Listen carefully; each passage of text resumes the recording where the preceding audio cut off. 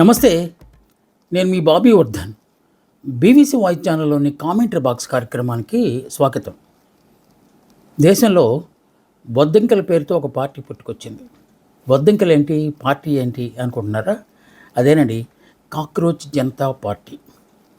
కాక్రోచ్లు అంటే అవి ఎందుకు పనికిరావనే ఉద్దేశంతో ఒక పెద్ద ఆయన చేసిన కామెంట్కు రోషం తెచ్చుకొని అదే పేరుతో పార్టీని పెట్టడం అనేది చాలా ఆశ్చర్యాన్ని కలిగించే అంశం. కానీ ఇది అక్షర సత్యం. ఇప్పుడు కాక్రోచ్ జనతా పార్టీ CJP అనేది దేశవ్యాప్తంగా విపరీతమైన చర్చకు నోచుకుంది. దేశంలోనే కాదు, ఇతర దేశాల్లో కూడా. ముఖ్యంగా జాతీయ పార్టీలైన భారతీయ జనతా పార్టీ, కాంగ్రెస్ పార్టీలను కూడా ఆశ్చర్యపరిచేలాగా ఈ పార్టీ దూసుకెళ్తోంది. ప్రస్తుతానికి డిజిటల్ ప్లాట్ఫామ్స్ మీద చెలరేగిపోతున్న ఈ పార్టీకి, ఈ CJPకి కోట్లలో ఫాలోవర్స్ వస్తున్నారంటే ఈ పార్టీ ఎంత వేగంగా జనాల్లోకి చొచ్చుకుపోతుందో మనం అర్థం చేసుకోవచ్చు. దీని మీద ఇవాళ కామెంటరీ బాక్స్ కార్యక్రమం. ఆ మధ్య సుప్రీంకోర్టు చీఫ్ జస్టిస్ కొంత అసహనానికి గురయ్యి సోషల్ మీడియాలో జరుగుతున్న అనేక రకరకాల వాదనలు, మీమ్స్, లేకపోతే వ్యంగ్యాస్త్రాలను కొంచెం సీరియస్గా తీసుకుని ఆయన ఒక్క మాట అన్నారు. ఈ దేశంలో నిరుద్యోగులు, కొంతమంది జర్నలిస్టులు, ముఖ్యంగా సోషల్ మీడియా యాక్టివిస్టులు, ఆ మాటకు వస్తే మా న్యాయవాదులు, RTI కార్యకర్తలు సోషల్ మీడియా వేదికలుగా తీసుకుని బొద్దంకల్లాగా తయారయ్యారు, రెచ్చిపోతున్నారు అని చెప్పి. అంటే పుంకాలుగా పుట్టుకొస్తున్నారు.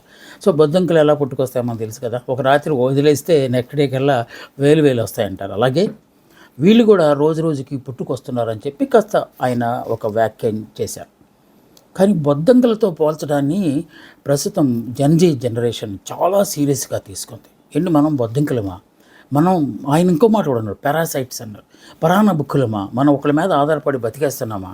సో మనం కూడా ఒక జట్టుగా రూపొందితే మనమేంటో మన తడక చూపిద్దాం అనే ఒక ఆలోచనలోంచి పుట్టుకొచ్చింది ఈ కాక్రోచ్ జనతా పార్టీ. దీని రూపకర్త అభిజిత్ దీప్కే అని మహారాష్ట్ర అబ్బాయి అనమాట. అతను పూణే యూనివర్సిటీ నుంచి జర్నలిజం కోర్స్ చేసిన తర్వాత ఇప్పుడు అమెరికా వెళ్ళి అక్కడ పబ్లిక్ రిలేషన్ కోర్స్ చేస్తున్నారు, మాస్టర్స్ కోర్సు. ఈ లాస్ట్ సెమిస్టర్లో ఉన్నట్టున్నారు ఆయన. ఇంత చేస్తే ఆయనకి 30 ఏళ్ళే. ఆయనకు అంతకుముందు ఏమైనా అనుభవం ఉందా అంటే ఉంది. ఆమ్ ఆద్మీ పార్టీకి 2000 సంవత్సరం నుంచి 2023 సంవత్సరం దాకా దాంట్లో కార్యకర్తగా కొనసాగి ప్రచారకర్తగా కూడా ఆయన రకరకాల మీమ్స్, వ్యంగ్యాస్త్రాలతో ఆ పార్టీ ఎదుగుదలకు ఉపయోగపడ్డారు. ఇప్పుడు ఆ అనుభవమే అభిజిత్ దీప్కేకి ఇప్పుడు ఈ పార్టీ ఆవిర్భావానికి పునాది అయిందని మాత్రం మనం చెప్పుకోవచ్చు. ఈ జంజీ ఏంటి అసలు? బంగ్లాదేశ్లో మొదలయ్యింది, అక్కడ ప్రభుత్వాన్ని మార్చేసింది. మణిపూర్లో మొదలైంది, అక్కడ మంటలు రగిలించింది.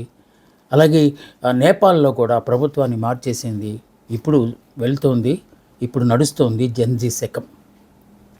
అందువల్ల కాస్త దీనికి ప్రాధాన్యత ఉందనే మనం చెప్పుకోవాలి. సో మన దేశంలో ఇప్పటికే పాతుకుపోయిన 2 జాతీయ పార్టీలు ఉన్నాయి.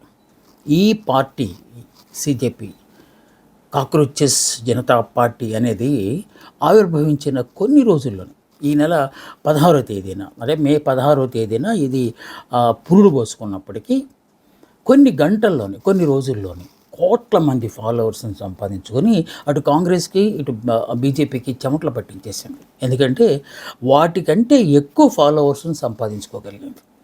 కొన్ని రోజుల్లోనే 1 కోటి దాటిపోయిందంటే దీని ఫాలోవర్స్ సంఖ్య, ఇది ఎంత వేగంగా జనాల్లోకి చొచ్చుకుపోతుందో అర్థం చేసుకోవచ్చు. దీనికి ప్రధానమైన కారణం ఏంటంటే అభిజిత్ దీప్కే అటు జర్నలిజం చేశారు, ఈ పబ్లిక్ రిలేషన్స్ అంటే పాత్రికేయ వృత్తిలోకి వెళ్ళడానికి మెలకువలన్నీ ఆయన దగ్గర ఉన్నాయి. అలాగే ప్రచారాన్ని, పబ్లిక్ రిలేషన్స్ కదా, ప్రజా సంబంధాలను ఏ విధంగా మెరుగుపరచాలనే దాని మీద కూడా ఆయన అమెరికాలో కోర్సు చేస్తున్నారు కనుక కొంత ఆయనకి అనుభవం ఉన్నట్టుగానే మనం అనుకోవాలి. ఆయన సంధిస్తున్న వ్యంగ్యాస్త్రాలను కనుక చూస్తే అటు చిన్నవాళ్ళు, పెద్దవాళ్ళు అందరూ ఆశ్చర్యానికి గురవుతున్నారు.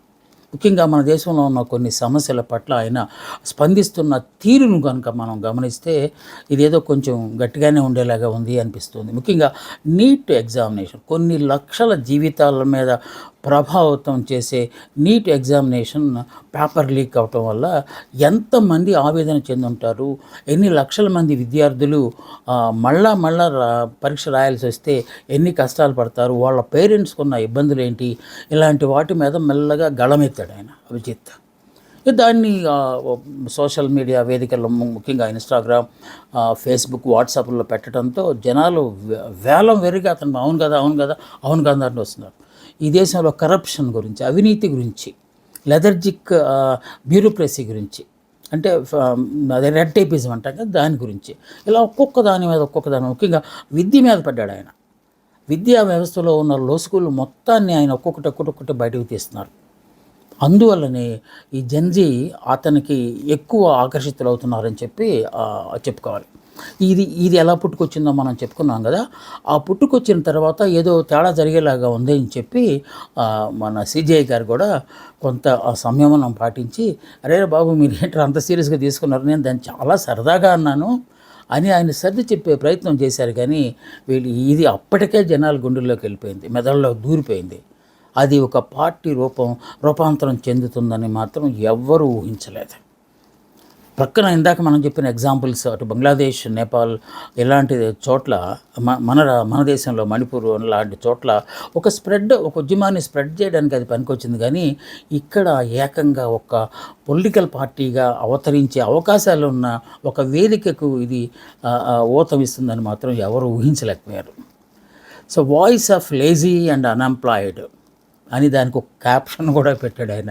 ఎందుకంటే ఆయన సిజేఐ గారు ఏ స్థాయిలో వ్యంగ్యాన్ని ప్రదర్శించారో ఇటు అభిజిత్ కూడా అదే వ్యంగ్యాన్ని, voice of lazy and unemployed అంటే పరాన్నభుక్కుల నిరుద్యోగుల స్వరం ఇది అనే ఒక ట్యాగ్ లైన్తో దీన్ని తీసుకెళ్తున్నాడు.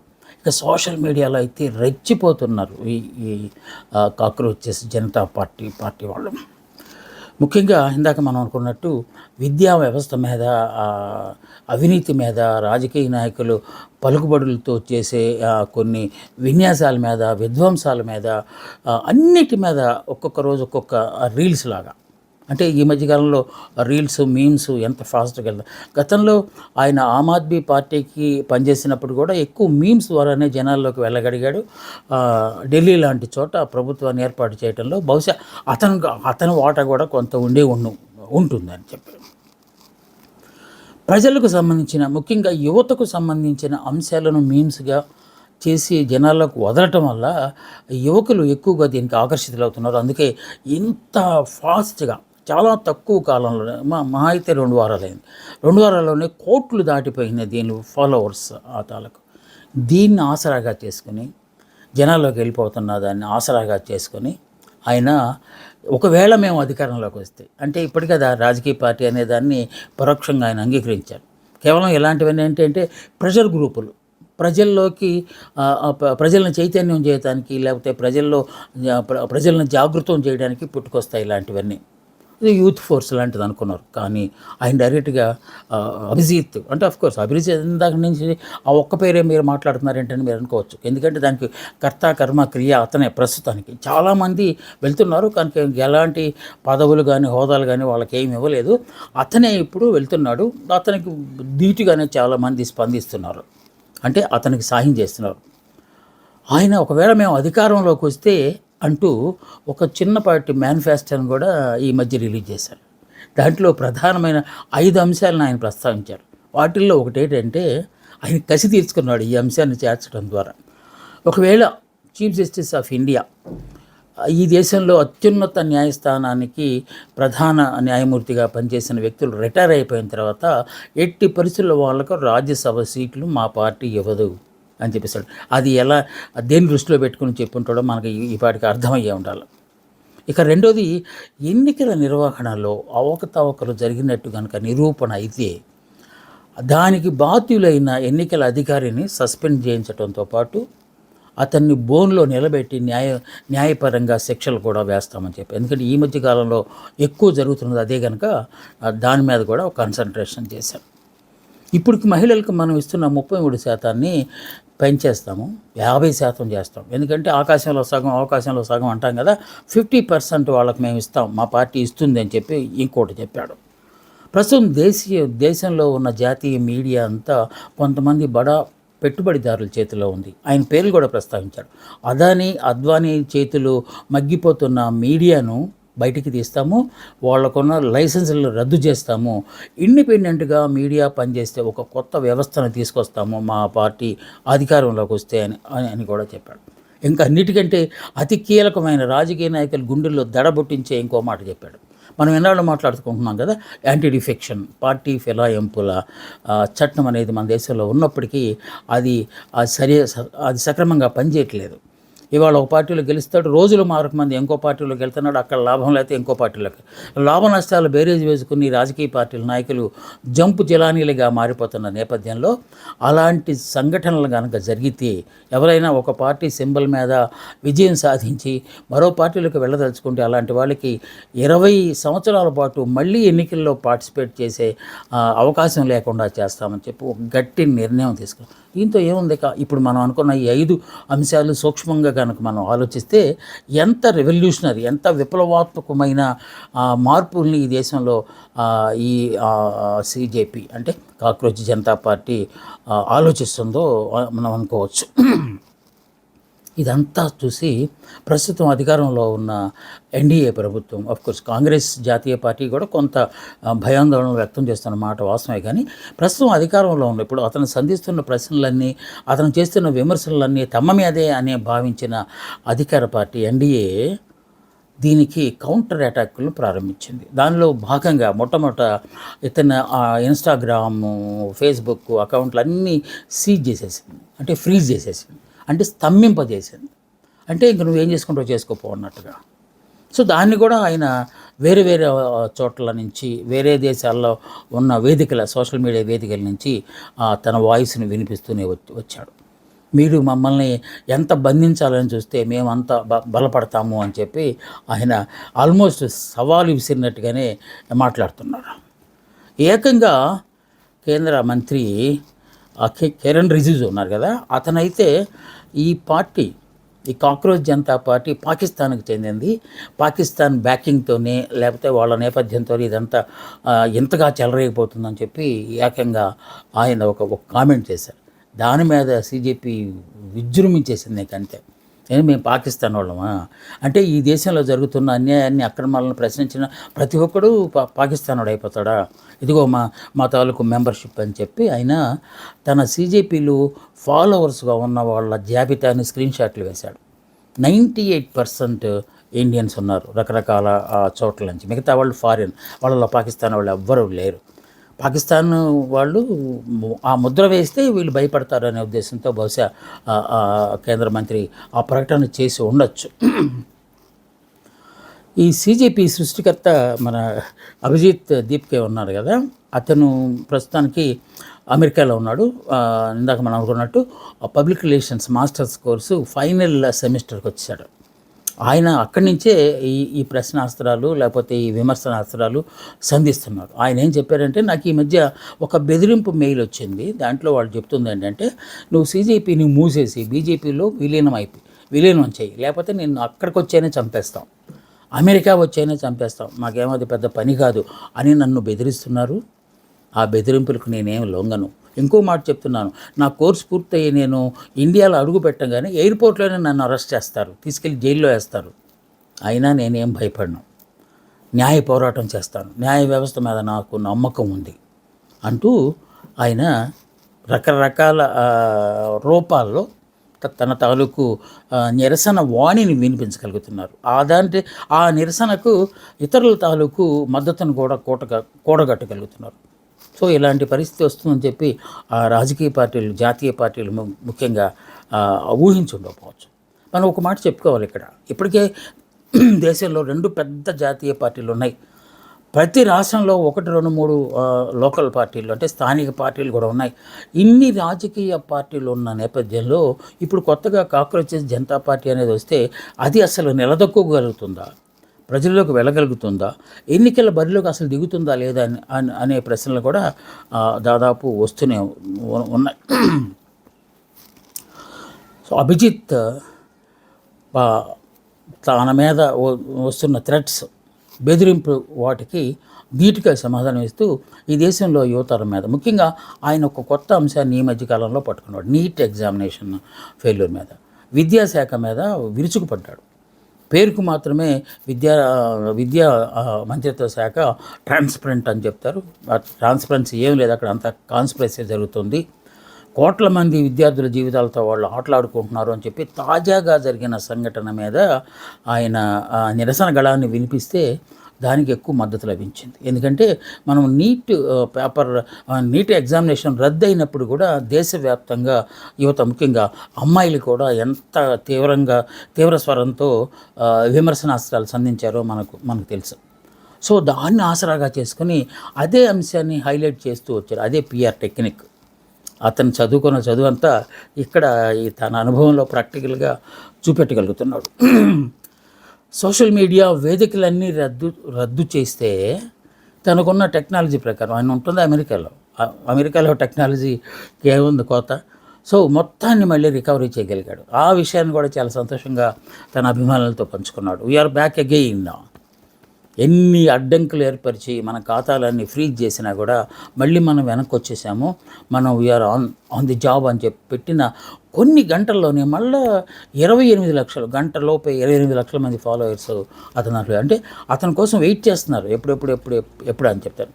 నాయకుడు ఎప్పుడైనా ఒకడే మొదలవుతాడు, ఆ తర్వాత చాలామంది అతను భావసారూప్యత ఉన్నవాళ్ళు, అతని సిద్ధాంతాలు నచ్చిన వాళ్ళు వెంటనే నడుస్తారు. అదే ఆశతో అభిజిత్ అడుగులేస్తున్నట్టుగా కనిపిస్తుంది. సో కాకుంటే ఈ చాలా ప్రశ్నలు ఉదయిస్తాయి. ఎందుకంటే ఆయన సడన్గా ఇంకొక ప్రకటన కూడా చేశాడు, అది కూడా సోషల్ మీడియాలో హల్చల్ చేస్తుంది. రేపు పంజాబ్లో రాబోయే స్థానిక సంస్థల ఎన్నికల్లో సిజెపి పార్టిసిపేట్ చేస్తుంది అని చెప్పి ఒక పుకారు కావచ్చు, లేకపోతే నిజమే కావచ్చు, అది సోషల్ మీడియాలో హల్చల్ చేస్తున్న నేపథ్యంలో ఇది రాజకీయ పార్టీ రూపం సంతరించుకుంటోంది అని చెప్పి ఒక బలమైన అభిప్రాయాలు ప్రజల్లో ఏర్పడుతున్నట్టుగా కనిపిస్తుంది. కాకుంటే చాలా ప్రశ్నలకు వాళ్ళు సమాధానం చెప్పాలి. ఇది కేవలం ప్రెషర్ గ్రూపేనా? ప్రజలను చైతన్యపరచడానికి డిజిటల్ వేదికగా ఆవిర్భవించిన ఒక పార్టీ అనుకోవాలా, లేకపోతే రాజకీయ పార్టీ అనుకోవాలా? రాజకీయ పార్టీలు అయితే మీరు రాజకీయ పార్టీలో కరప్షన్ గురించి ప్రశ్నిస్తున్నారు. మీరు రేపు కరప్షన్ లేకుండా ఆ ప్రభుత్వాన్ని ఏర్పాటు చేయగలరా, లేకపోతే అందించగలరా? అసలు ఎన్నికల్లో మీరు గెలవగలరా? ఇలాంటి ప్రశ్నలు. ఎందుకంటే ఈ మధ్య కాలంలో రకరకాల రకరకాల సమీకరణలతో రాజకీయ ఎవరికి టోటల్గా మారిపోతున్న నేపథ్యంలో నిన్నగాక మొన్న వచ్చిన ఈ కుర్ర కుంకలు ఎన్నికల్లో నిలిచి గెలుస్తారా అనే ప్రశ్నలు వేస్తున్నారు కొంతమంది మేధావులు కూడా.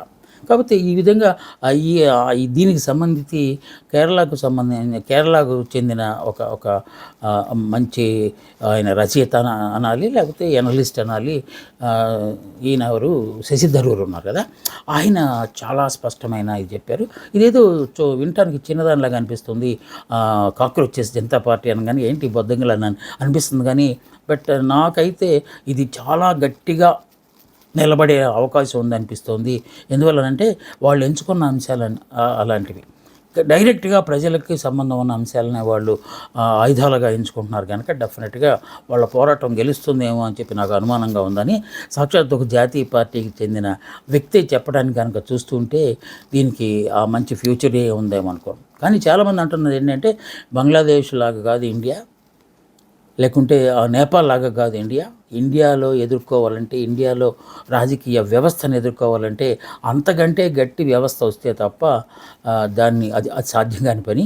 వీళ్ళు నిన్నగాక మొన్న పుట్టిన పిల్లలు వీళ్ళేం చేయగలరు అనే ఒక లేకపోతే న్యూనతాభావం, లేకపోతే లెక్కలేనితనం కూడా ఒక ప్రక్క కనిపిస్తూనే ఉంది. ఏదేమైనా సోషల్ మీడియా ప్రస్తుతానికి ప్రపంచాన్ని ఏలేస్తుంది కనుక సోషల్ మీడియా వేదికగా వచ్చిన ఈ డిజిటల్ ప్లాట్ఫామ్ ఏదైతే ఉందో ఈ కాక్రోచెస్ జనతా పార్టీ భవిష్యత్తు ఎలా ఉండబోతుందో అనేది ఇంకా కొద్ది రోజుల్లో మాత్రం మనకు తెలుస్తుంది. అంటే అభిజిత్ దీప్కే అనే ఆ కుర్రాడు 30 ఏళ్ల కుర్రాడు ఇండియాకి వస్తే అప్పుడు ఏం జరుగుతుందో, నిజంగానే ఇప్పటిదాకా సోషల్ వేదికల్లో అతను అనుసరిస్తున్న వాళ్ళందరూ అతనితోనే ఉంటారా, లేకపోతే ఏమైనా మార్పులు చేర్పులు వచ్చే అవకాశం ఉందనేది. కానీ ఇది ఎలాంటి మలుపు తిరగబోతుంది అని చెప్పడం మాత్రం it is too early to come to a conclusion కదా. ఇది ఇవాటి కామెంటు. మళ్ళా వచ్చే వారం ఒక మానవాసక్తి అంశం మీద కామెంట్ చేయడానికి నేను మీ ముందుకు వస్తాను. అందాక సెలవు. నమస్తే, మీ బాబీ వర్ధన్.